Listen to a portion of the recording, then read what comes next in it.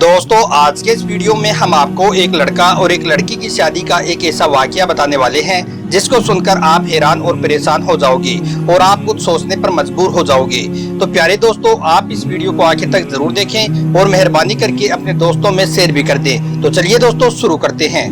दोस्तों, मेरे एक दोस्त ने अपना एक अजीब सा वाकया बयान किया। वो कहता है कि मेरी शादी हुई, शादी की पहली रात मेरे लिए एक अजीब सी रात थी। मुझको समझ में नहीं आ रहा था कि मैं क्या करूं। मेरी बीवी दुल्हन बनकर बिस्तर पर बैठी हुई थी।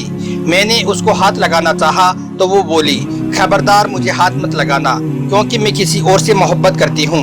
हमारी ये शादी जबरदस्ती की शादी है। याद रखना, तुम कुछ भी कर लो मगर तुम मेरी मोहब्बत को हासिल नहीं कर पाओगे। जैसे ही मैंने यह सुना तो मेरी तो होश उड़ गई और मैं हैरान और परेशान सा एकटक उसकी तरफ देखने लगा और सोचने लगा, या अल्लाह ये क्या हो गया। मुझे कुछ भी समझ में नहीं आ रहा था कि मैं क्या करूं। खैर थोड़ी देर बाद मैंने अपने आप को संभाला और मैं वहां से उठा और अल्लाह के जिक्र में लग गया और अल्लाह से दुआएं करने लगा, या अल्लाह ये कैसा इम्तिहान है। मुझे डर इस बात का नहीं था कि वो मुझसे नफरत कर रही है। मुझे डर इस बात का होने लगा था कि मुआशरे और खानदान में मेरी इज्जत का क्या होगा। मैं एक मिडिल क्लास फैमिली से ताल्लुक रखने वाला हूँ और हमारे यहाँ जब किसी के साथ ऐसा हो जाता है तो उसकी इज्जत का जुलूस निकल जाता है। इस तरह की बातें मेरे दिमाग में घूमने लगी और मैं सोचने लगा कि अगर ये सुबह अपने घर जाकर अपने घर वालों से ये कह दे कि ये लड़का तो नामर्द है, इसलिए मैं वहाँ पर वापस नहीं जाऊंगी, और अगर ये वापस नहीं आई तो फिर मेरी इज्जत का क्या होगा। एक बार तो मैंने सोचा कि मैं इसके साथ जबरदस्ती कर लेता हूँ, गुनाह नहीं है, ये मेरी निकाह में आई है, मगर ऐसा करना मेरे दिल ने गवारा नहीं समझा। खैर उसके बाद मैंने उससे बात करनी चाहिए मगर मुझे ये भी गवारा ना हुआ और मैं सोचने लगा कि मैं एक ऐसी औरत की मन्नतें क्यों करूं जिसने मुझको यूं ठुकरा दिया है। इस तरह से अल्लाह से शिकवे शिकायत करता हुआ मैं चुपचाप सो गया और सोचने लगा कि जब इसको किसी और से मोहब्बत थी तो फिर इसने मेरे साथ निकाह क्यों किया, या फिर अगर कुछ इस तरह की कोई बातें थी तो इसने मुझे पहले क्यों नहीं बताया। अगर मुझे ये पहले बता देती तो मैं इससे पहले ही रिश्ता खत्म कर लेता, ना तो बात शादी तक पहुंचती और ना ही मेरी इस तरह से जिंदगी खराब होती। मैं एक गरीब लड़का था और मैंने मेरी सारी जमा पूंजी इस शादी पर खर्च कर दी थी। अब मैं बिल्कुल खाली हो चुका था। खैर उसके बाद सुबह हो गई और सुबह वो अपने घर को चली गई।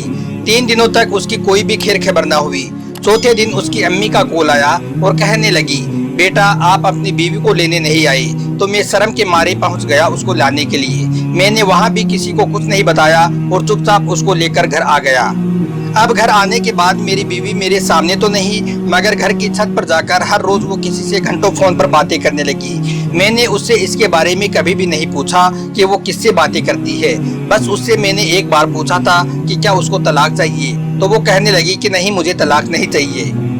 खैर दोस्तों, इस तरह से दिन गुजरने लगे। मैं दिन में काम करके थक हार कर शाम को घर आता तो मैं बाहर से ही कुछ खाकर आ जाता। मैं जब भी घर आता तो मेरी बीवी फोन पर ही लगी हुई मिलती।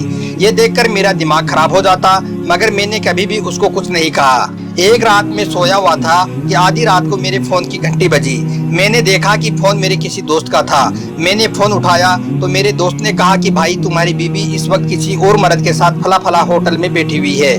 मुझे पहले तो उसकी इस बात पर यकीन नहीं हुआ, लेकिन जब मैंने उठकर देखा तो मेरी बीवी घर पर नहीं थी तो मुझे बहुत गुस्सा आया। इतना गुस्सा आया कि मेरा दिमाग फटने लगा।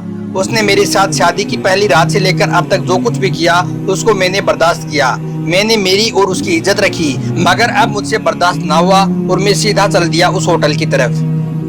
मैंने होटल में जाकर देखा तो मेरी बीवी एक मर्द के साथ बैठी गुलछर्रे कर रही थी। मैंने उसका हाथ पकड़ा और उसे घर ले आया। मैं बेहद गुस्से में था। घर आते ही मैंने उसके गाल पर एक जोरदार थप्पड़ मार दिया जिससे उसके गाल पर अंगुलियों के निशान छप गए और मैंने उससे कहा कि अब बहुत हो गया, दफा हो जाओ मेरे घर से। आज से तुम मेरी तरफ से आजाद हो चुकी हो। अगर तुमको तलाक चाहिए तो बोल देना। यह कहकर मैंने उसको अपने घर से भगा दिया। उसके बाद वो अपने घर को चली गई मगर उसने कभी भी मुझसे तलाक नहीं मांगा। दोस्तों उसके बाद कुछ दिन गुजरे ही थे कि वो जिस लड़के से मोहब्बत में पागल थी उसने उससे अपना मतलब निकाल कर किसी और लड़की के साथ शादी कर ली। इस बात का उसको इतना गहरा सदमा लगा कि उसने एक बार तो जहर खा लिया मगर वो बच गई। उसके बाद उसकी दिमागी हालत खराब हो गई और आज वो पागलों की तरह गलियों में घूमती फिरती रहती है। खैर उसके बाद मुझे 3-4 साल लगे वापस एक नॉर्मल इंसान बनने में और मुझे इस बात को समझने में कि हर औरत एक जैसी नहीं होती। اس کے بعد میں نے ایک لڑکی سے دوسری شادی کر لی اور اللہ کے کرم سے وہ لڑکی بہت نیک نکلی۔ الحمدللہ آج میرے 3 بچے ہیں۔